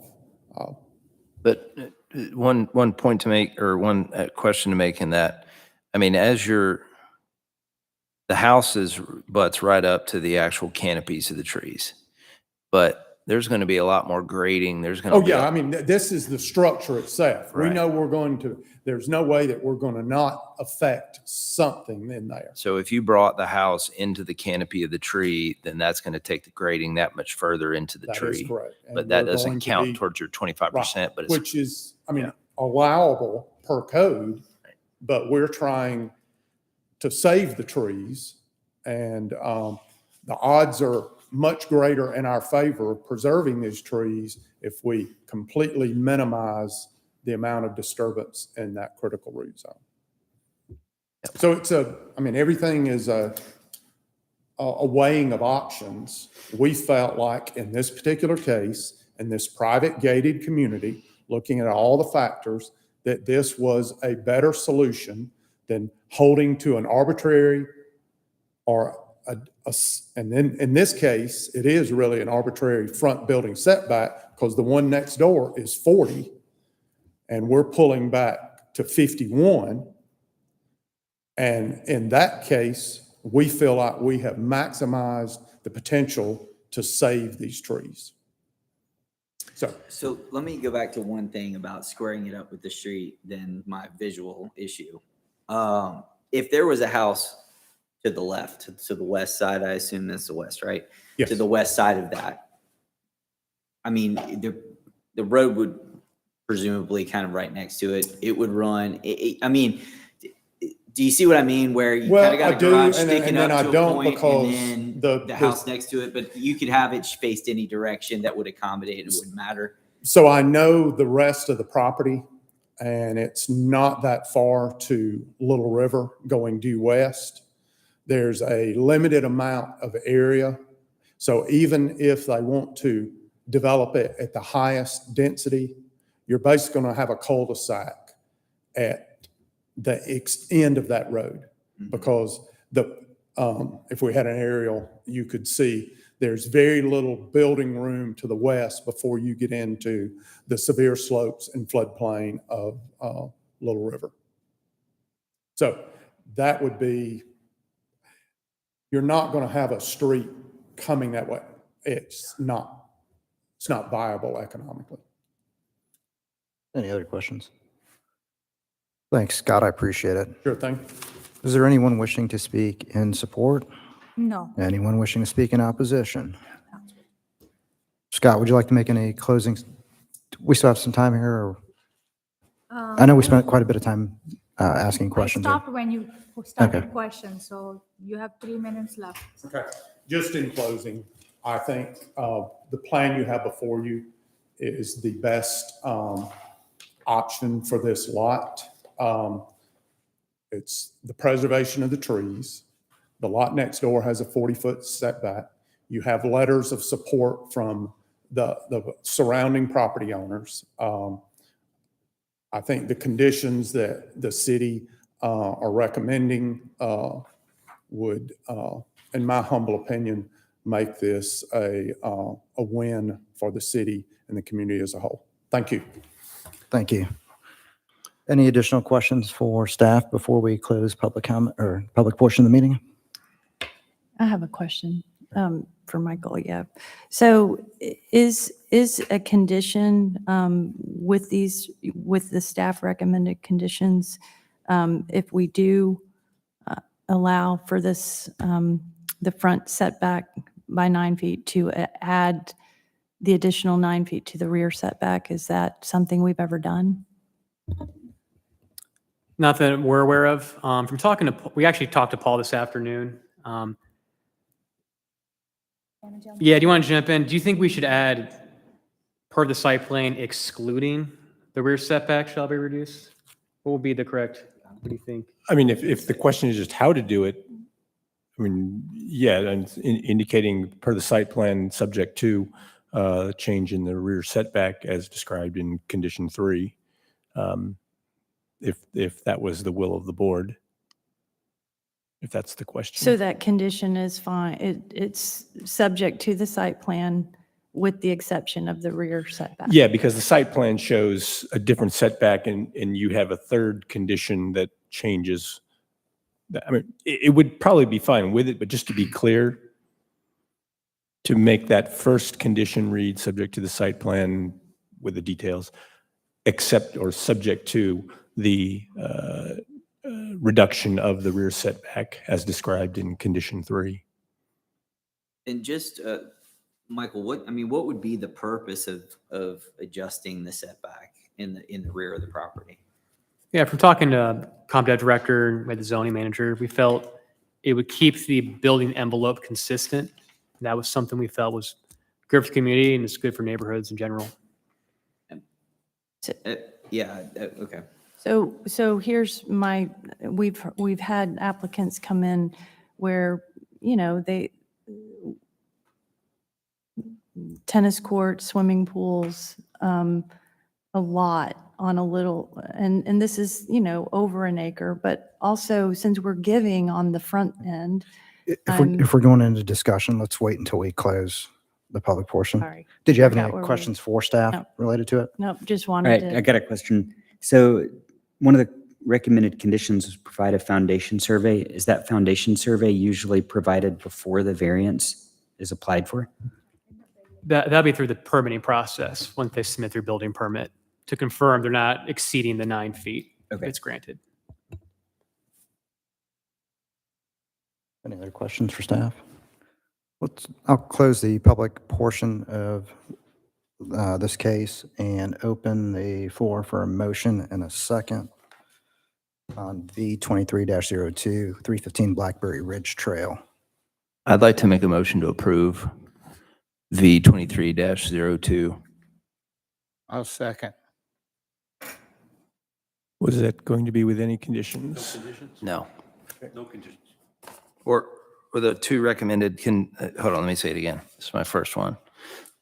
I'd like to make a motion to approve V23-02 with the two recommended staff conditions per the site plan from Bungalow Reese and Associates received December 29th, 2022 by the Community Development Department. And then 2, provide a foundation survey during the permitting process of the single-family home. Second? I'll second. Haj, are you guys going to add the third condition staff added? I can put it on the overhead if you'd like to see it. They've got the motion. Can you put, yeah. can you put the recommended one so we can look at it? Yeah. It's not in front of us. Yeah.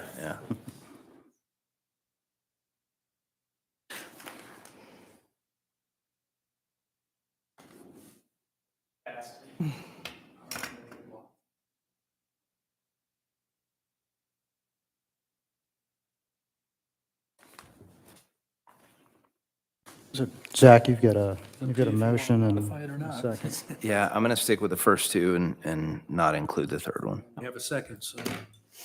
Yes, I'll second that. Okay. So let me, just for clarity's purpose, let me just restate the motion on V 23-02 that Zach made and was a second by Billy to approve V 23-02 to allow a proposed single-family home to encroach in the 60-foot front setback requirement by 9 feet with the following conditions. Per the site plan from Brumbelow Reese and Associates received on December 29th, 2022 by the Community Development Department. The second condition is to provide a foundation survey during the permitting process of a single-family home. I'll open it up for discussion. Yeah, I'll jump in. I mean, I think Scott did a great job articulating how it meets all 4 criteria. I would agree with that. I think from a perspective of that neighboring property, using a side setback and being 40 feet off the road with the front of their house, it would make the neighboring property look better, being closer to the street, splitting that instead of 20 foot back, having 9 extra feet in there. It would help the property look good.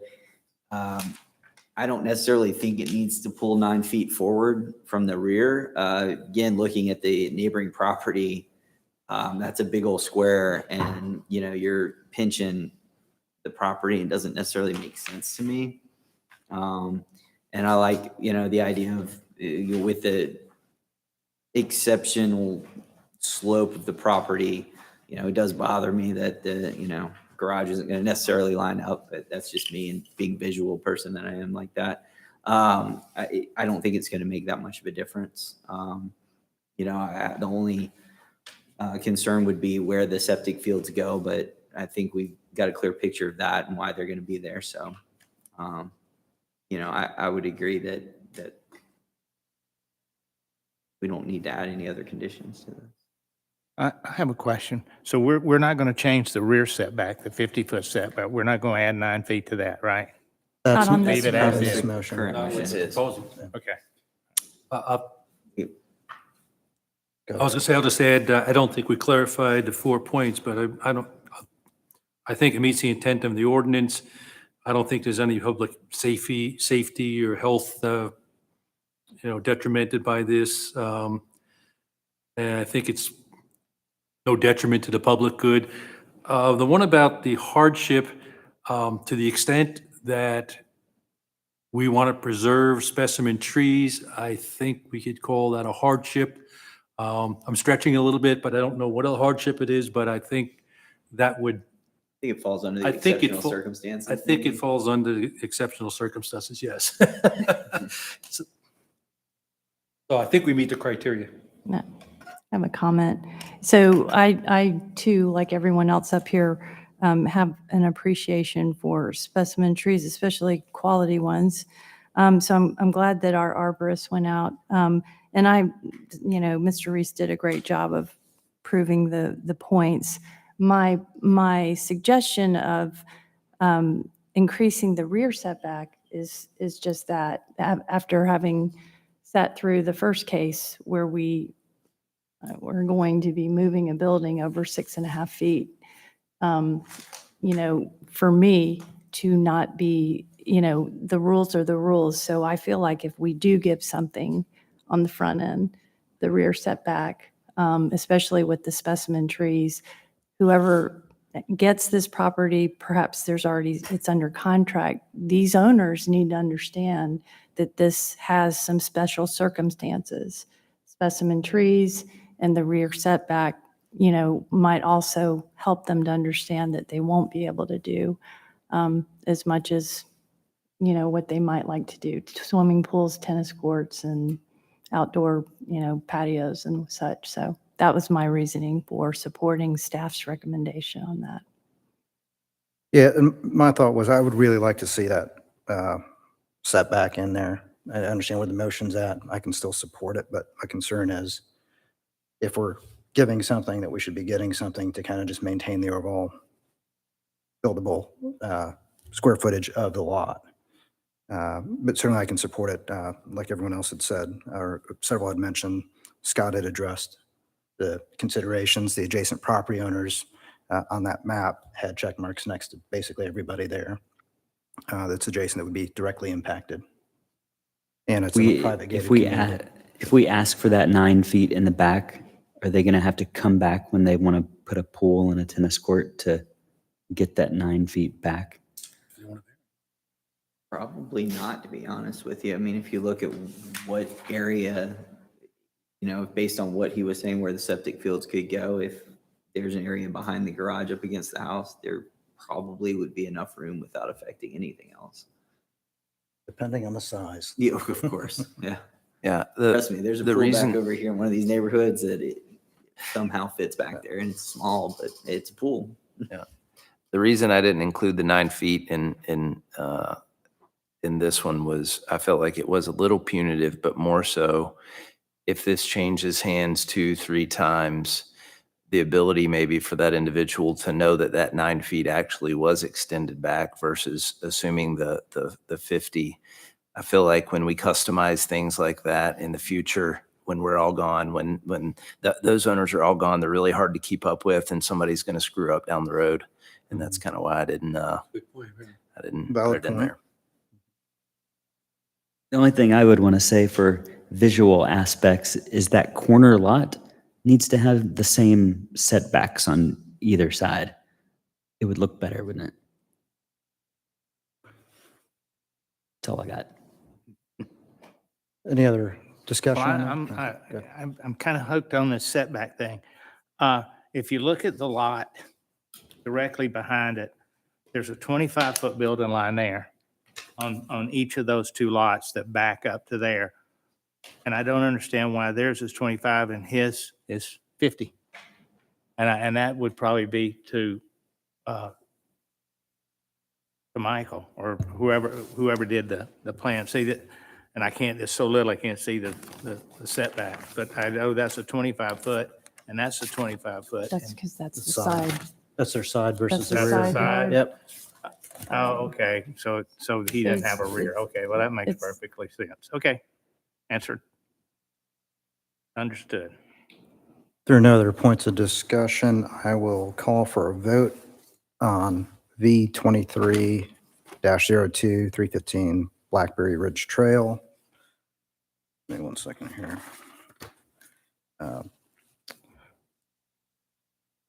We had a motion by, I believe it was by Zach and a second by Billy. Conditioned on the site plan from Brumbelow Reese and Associates received on December 29th, 2022 by the Community Development Department. The second condition is to provide a foundation survey during the permitting process of a single-family home. All those in favor of approving the motion, say aye. Aye. All those opposed, say nay. Nay. The motion passes 6-1.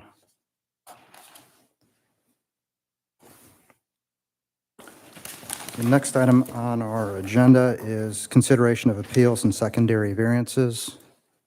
None? Item 8 is old business. None? Item 9 on our agenda is new business. Yes, we are looking to schedule a training. I want to thank Billy for watching the first training this weekend. That was dedication. So we're going to schedule part 2 of the training. If you all would want to do it in March, or we can do it in April. Love to hear everyone's thought process of doing it before the meeting like we did last time. Michael, can you give us a quick update on the pipeline in terms of number of cases for the next 2 months? Two next month. And then any idea on where we're tracking the month after? Yeah, we've done around 3 pre-application meetings, Shuba and myself. Surveyors, yeah. Yeah. Okay, so we're basically 2 is probably what we're averaging. Yeah, Okay. I mean, we're not going to ambush, in my Okay. opinion, unless there's more surveying companies out there that we're not aware of. What Yeah. time are you guys proposing to start? Do you And think how 4 long? o'clock, or do you think 5 is better?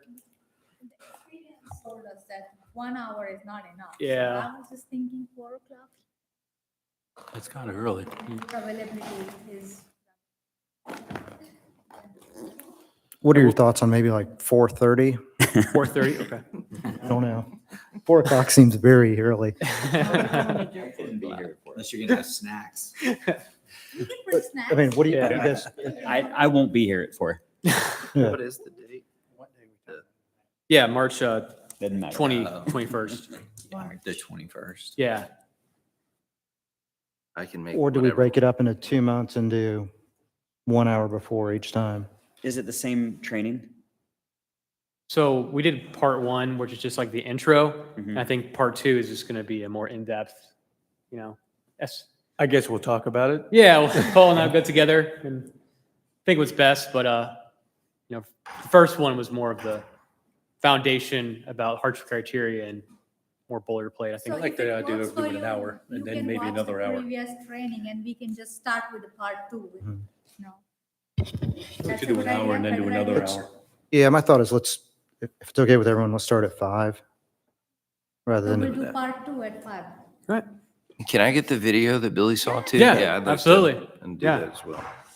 And if anybody has any specific questions or specific areas that are unclear to you or you'd like more clarity on, please feel free to email them to me or run them through staff, however staff would like to do it, and I can make sure that I cover things. And it might go quicker if I know ahead of time to hit some things and I can pop them out, without waiting to hear the question and trying to figure it out.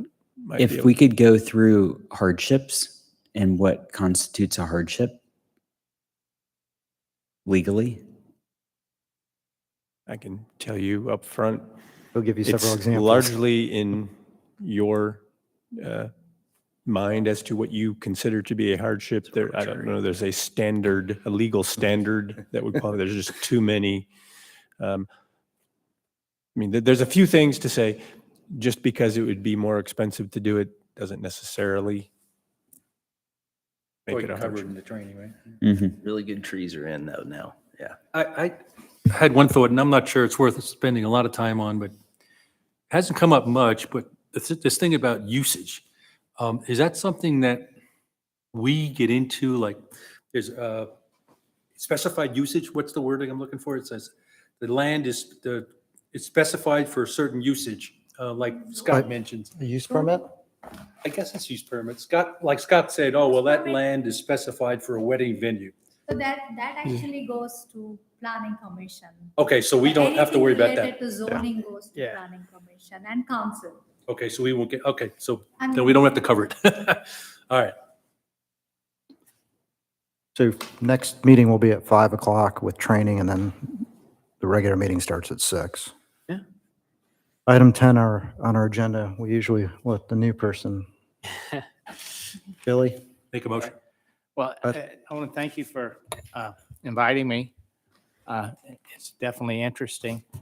As I talked to Laura, I'd gone down some roads fighting some stuff years ago, and it didn't always go my way, but but some did. When I moved up here, Crooked Creek was going to be a garbage dump, so it was purchased by Fulton County to become a landfill. Wow. And we gathered our troops together, and you see where it is Thank now. you for So, fighting that one. yeah. But there were some things in my subdivision didn't go so well, but I'm glad I'm here. I'm ready to learn, and hopefully I can be of assistance and I need benefit. a motion from you to adjourn. I'll take a motion to adjourn and go home then. We get a motion from Billy and a second from Adam to adjourn. Any discussion? Not seeing any. All those in favor say aye. Aye. All those opposed say nay. Motion passes. Thank you. Thanks, guys.